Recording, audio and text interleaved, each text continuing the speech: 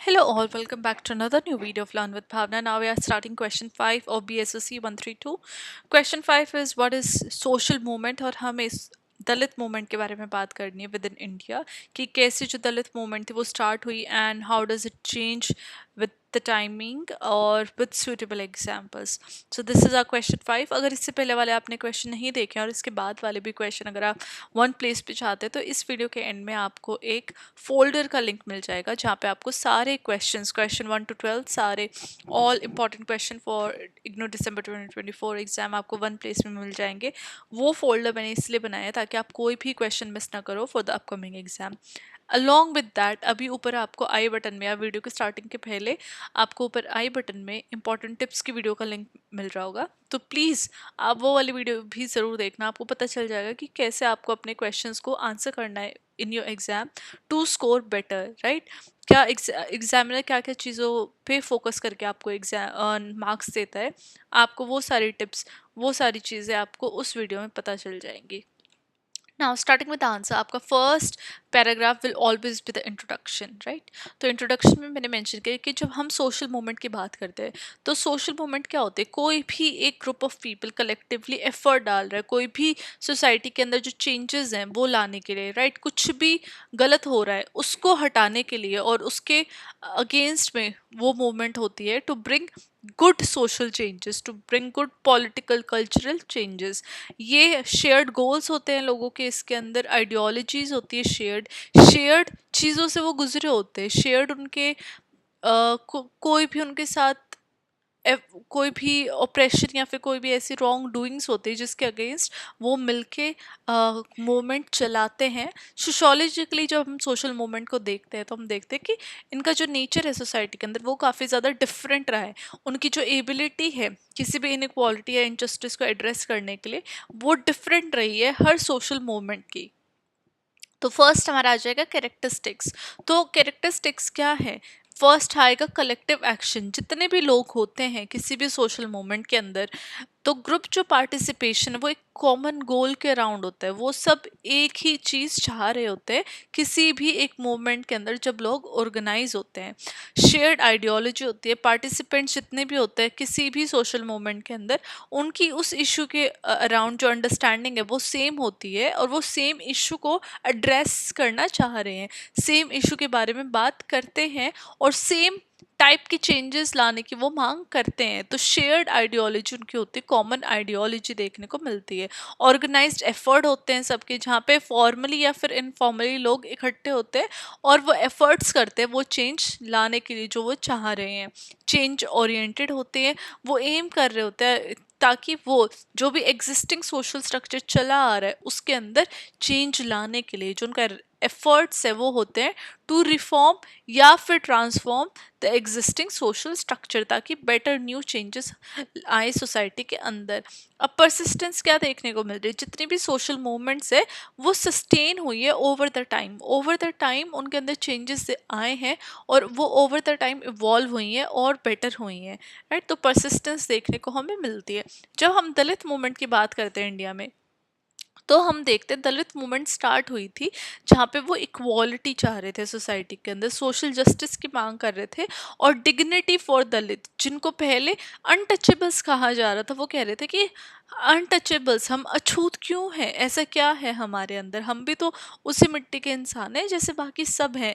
तो वो अपने लिए डिग्निटी जो उनकी सेल्फ रिस्पेक्ट है उसकी मांग कर रहे थे. अब ये जो मूवमेंट थी उसमें काफ़ी सारी चैलेंजेस भी आए बिकॉज कास्ट बेस्ड डिस्क्रिमिनेशन तो इंडिया में चलता आ रहा था.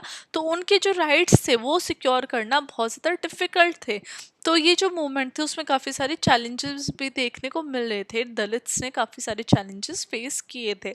Now starting with the nature, तो ये देखने को मिला कि assertion of identity, Dalit movement थी जहाँ पे वो मांग रहे थे कि हमारी जो डिग्निटी है वो हमें वापस दो. वो चैलेंज कर रहे थे जो स्टिग्मा जो कास्ट के साथ एसोसिएटेड होता है ना कि ये तो अनटचेबल्स है, we can not touch them, अछूत हो जाएंगे. तो वो जो स्टिग्मा है उसको वो चैलेंज कर रहे थे, उससे वो उभर के आना चाह रहे थे. और दलित्स भी चाह रहे थे कि हमें एक यूनिक कल्चरल आइडेंटिटी मिले और जितने भी नोशंस है इन्फीरियरिटी के, जितने भी नोशंस है उनको नीचा दिखाने के, वो सब हटाए जाएं। एग्जाम्पल, जब उन्होंने अडॉप्ट किया टर्म दलित, तो वो अपने आप में एम्पावरमेंट शो कर रहा है, अपने आप में रेजिस्टेंस शो कर रहा है। बिकॉज दलित का मीनिंग क्या होता है? अनटचेबल से उन्होंने दलित इसलिए रखा because Dalit means close to God, the one who is closer to God, right, who is favourite to God. अब जो गॉड का फेवरेट है, how can that person be untouchable, right? तो उन्होंने अपने आप को रेफर किया दलित से, बिकॉज ये अपने आप में एक एम्पावर और रेजिस्टेंस सिंबलाइज कर रहा है। सेकंड आ जाता है रेजिस्टेंस टू कास्ट ऑपरेशन। वो चाह रहे थे दलित, जो भी मूवमेंट स्टार्ट हुई थी, कि जितनी भी कास्ट बेस्ड डिस्क्रिमिनेशन हो रही है उससे वो अपने आप को निकालना चाह रहे थे, अनटचेबिलिटी से निकालना चाह रहे थे। वो चाह रहे थे जितनी भी उनके प्रति वायलेंस हो रही है उनके ग्रुप के प्रति, उनसे भी वो निकल सके। एग्जाम्पल, जब हम दलित ऑर्गेनाइजेशन की बात करते हैं जिन्होंने करमचेडू मस्कारे के प्रोटेस्ट किया था, और कारिलेंजी के लिंक्स 2006 की भी प्रोटेस्ट की थी, जहाँ पे वो जस्टिस की मांग कर रहे थे उन विक्टिम्स के लिए जिन्होंने कास्ट वायलेंस में अपनी जान गंवाई। वहीं पे जब डिमांड करते हैं इकोनॉमिक और एजुकेशनल राइट की, बिकॉज ये चाह रहे हैं कि हमें भी एजुकेशन, एम्प्लॉयमेंट और लैंड में इक्वल राइट मिले एज अदर कास्ट। एग्जाम्पल, उन्होंने एफर्ट्स डाले to ensure implementation of reservation policies, जहाँ पे वो एजुकेशन और जॉब में उनके लिए रिजर्वेशन हो, स्पेशल उनको सीट मिले as per the constitutional provisions. तो ये जो चीज़ थी कॉन्स्टिट्यूशन में भी गवर्नमेंट ने ये इंश्योर की कि दलित्स को भी इक्वल राइट्स मिले और उनके लिए स्पेशल प्रोविजन उनको मिले in education and in job field. ना कल्चरल रहने से दलित लीडर्स थे जिन्होंने भी उन्होंने हिस्ट्री को री इंटरप्रेट किया और उन्होंने असर्ट किया कल्चरल हेरिटेज को। जब हम एग्जाम्पल देखते हैं तो हम यहाँ पे भीम जयंती की बात कर सकते हैं, जो कि सेलिब्रेशन देखी गई थी BR अम्बेडकर जी के बर्थडे की, जिन्होंने इवेंट्स फॉर दलित लाए थे ताकि वो उनके कल्चर को यूनिफाई कर सके, उनको एक स्पेशल प्लेटफॉर्म प्रोवाइड कर सके ताकि उनकी सोसाइटी में इक्वल एज अदर कास्ट उनको देखा जाए। अब फेजेस की अगर बात करें दलित मूवमेंट की, तो एक प्री इंडिपेंडेंस एरा देखने को मिला था जहाँ पे की लीडर्स थे उनके ज्योतिराव फुल्ले, BR अम्बेडकर और पेरियर EV रामास्वामी। तो उनका जो फोकस था वो अबॉलिशन ऑफ अनटचेबिलिटी, जो अछूत वाली जो चीज़ें थी उसको हटाना, एजुकेशन मिलनी और लैंड राइट्स मिलने। एग्जाम्पल थे अम्बेडकर्स महासत्याग्रह, जिन्होंने असर्ट किया था कि दलित राइट्स होनी चाहिए ताकि वो पब्लिक वाटर सोर्सेज को यूज़ कर सके। अगर आप बात करते हो पहले के टाइम पे, तो उनको जो वेल होता था, जो कुआं होता था या फिर नलके होते थे, वो उनसे पानी भी नहीं ला सकते थे, उनको अलग से कोई सेक्लूडेड जगह से जाके पानी लाना पड़ता था।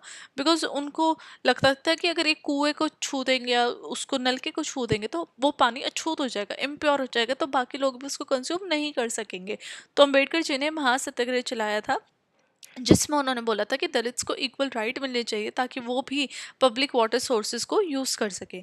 ना पोस्ट इंडिपेंडेंस एरा में फोकस मिला कॉन्स्टिट्यूशनल सेफ गार्ड के ऊपर, रिजर्वेशन पॉलिसीज़ के ऊपर एंड पॉलिटिकल रिप्रेजेंटेशन, जहाँ पे अम्बेडकर जी का रोल दिखा, जिन्होंने इंडियन कॉन्स्टिट्यूशन बनाया और उसमें इंश्योर किया कि affirmative actions for Dalits, right. तो उन्होंने इंश्योर किया कि दलित्स को भी इंक्लूड करना चाहिए कॉन्स्टिट्यूशन में, उनके भी राइट्स के ऊपर बात होनी चाहिए। देन हमारी कंटेम्प्रेरी दलित मूवमेंट जो मॉडर्न टाइम्स में देखी गई, वो था मोबिलाइजेशन अगेंस्ट एट्रोसिटी, जहाँ पे उन्होंने डिमांड किया लैंड रीडिस्ट्रीब्यूशन के ऊपर और इंटरसेक्शनैलिटी की बात की with other marginalise group. Example यहाँ पे भीम आर्मी एक्टिविज्म देखा गया यूपी में, जिसने हाईलाइट किया modern struggles for Dalit empowerment.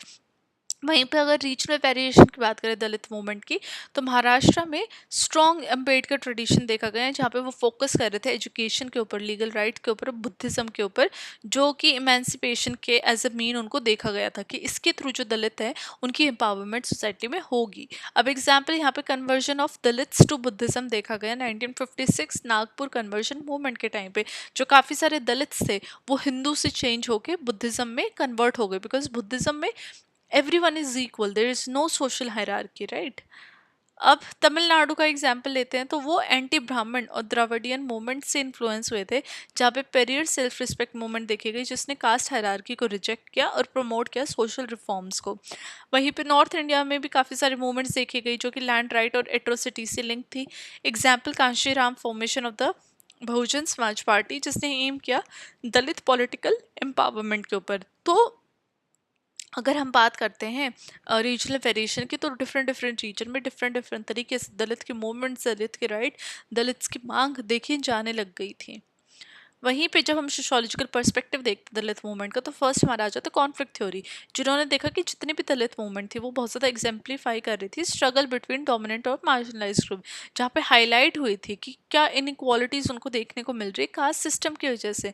For example, जब हम mobilization against caste based atrocities देखते हैं विलेजेस में, तो रिफ्लेक्ट कर रही है कि जो असर्शन ऑफ राइट है वो हिस्टोरिकली ऑप्रेस्ड ग्रुप्स के ऊपर देखे गए हैं, बिकॉज ऑप्रेस्ड ग्रुप्स को दबाया गया है by the one who have power, who are on the upper section of the hierarchy, right, caste hierarchy. तो ये हमें कॉन्फ्लिक्ट थ्योरिस्ट के थ्रू पता चला। वहीं पे जब हम कल्चरल थ्योरी की बात करते हैं, तो ये देखा गया कि जितनी भी मूवमेंट थी वो रिप्रेजेंट कर रही थी एक कल्चरल रेनेसां को, जहाँ पे दलित अपनी आइडेंटिटी और डिग्निटी की फिर से मांग कर रहे थे। एग्जाम्पल, दलित लिटरेचर और आर्ट फॉर्म चैलेंज कर रही थी मेन स्ट्रीम नरेटिव्स को, क्योंकि वो कह रहे थे कि अगर ये लाइफ स्टोरी हमारी है तो let us tell us our story. Why is दूसरे क्यों हमारी बातें बता रहे हैं, वो रॉन्ग दर्शा रहे हैं हमें, तो हम बताते हैं अपनी बातें। और उन्होंने अपने लिटरेचर और आर्ट फॉर्म के थ्रू चैलेंज किया मेन स्ट्रीम नरेटिव्स को।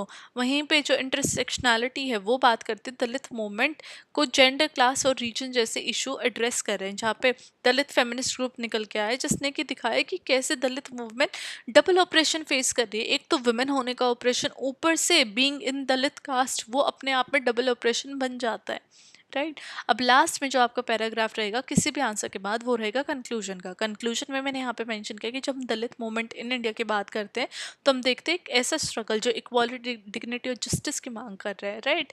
वहाँ पे ये डीपली जो कास्ट सिस्टम के अंदर जो ये बसी हुई हैं, जो दलित या फिर ब्राह्मण, जितने भी कास्ट हो, कास्ट के बेसिस के ऊपर जितने भी डिफरेंसेस होते हैं, उससे बाहर निकलने की बात दलित ने की है। ये अर्ली स्ट्रगल्स की बात कर रहे हैं जहाँ पे बेसिक राइट की वो मांग कर रहे थे। उसके बाद वो सोशल पॉलिटिकल मूवमेंट पे चले गए, एंड देन उससे रीशेप हुई हमारी इंडियन सोसाइटी, हमें देखने को मिली। दो एक सिग्निफिकेंट प्रोग्रेस हमें देखने को मिली है कास्ट बेस्ड डिस्क्रिमिनेशन में, बट स्टिल काफ़ी ज़्यादा एफर्ट्स की अभी भी नीड है एक इक्विटेबल एंड जस्टिफेबल सोसाइटी बनाने के लिए। उसी में दलित मूवमेंट कंटिन्यू कर रही है मार्जिनलाइज कम्युनिटीज़ को इंस्पायर करने के लिए, ताकि वो भी अपने सोशल जस्टिस के लिए राइट्स के मांग के लिए फाइट करें, and they can get their dignity, and they can get their equal right in the society. Okay, तो ये हमारी जो आंसर था वो था सोशल मूवमेंट के ऊपर, particularly highlighting Dalit movement in India. I hope आप लोगों को एक्सप्लेनेशन समझ में आई होगी। आंसर आपको, आप लोगों को इजी लैंग्वेज में लगा होगा, because I have written very easy language, ताकि आप अगर वीडियो को गो थ्रू कर रहे हो, अगर आप देख रहे हो कि how to write the answer, तो ये बहुत ईजी लैंग्वेज में and you can write exactly like this, अगर आप एक दो बार वीडियो को अच्छे से देखते हो, समझते हो, पढ़ते हो। So this was our question 5। अगर आपको वीडियो अच्छी लगी है, एक्सप्लेनेशन समझ में आई है, तो काइंडली सब्सक्राइब कर दीजिए चैनल को, वीडियो को लाइक कर दीजिए और कमेंट करके बताइए कि आपको कैसे लगी। And I will see you with question 6 of BSOC 132। Till then, study well, study hard, and all the very best for your exams.